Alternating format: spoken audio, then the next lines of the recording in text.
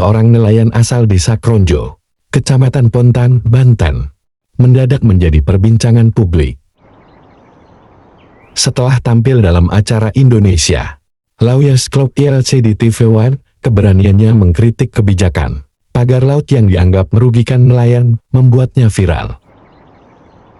Bahkan, banyak yang menyebutnya sebagai pahlawan atas perjuangannya dalam memperjuangkan hak-hak nelayan.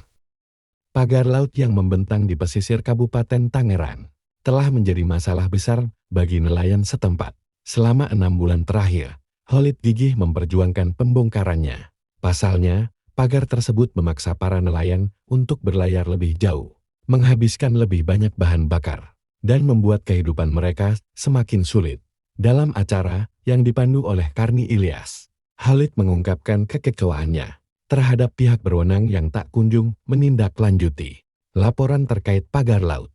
Dengan tegas, ia menyampaikan kritik tajam bahwa kebijakan ini lebih menguntungkan korporasi dibandingkan kesejahteraan rakyat kecil. Ya saya bilang tadi, saya ini seperti dikelola oleh orang-orang yang kerangka berpikirnya cacat gitu Pak Karni. Kenapa cacat? Lingkaran yang besar kok dipaksa untuk masuk ke lingkaran yang kecil. Contoh, kedaulatan negara harus dicaplok kepada korporasi. Nah saya nggak mau dikelola seperti ini. Kenapa tidak mau? Dan pokoknya lebih baik saya melawan daripada hidup saya sebagai petani nelayan dikelola oleh korporasi. Karena Ainal yakin kalau saya ini sebagai rakyat dikelola oleh korporasi itu, sampai kiamat anak cucu saya pasti miskin.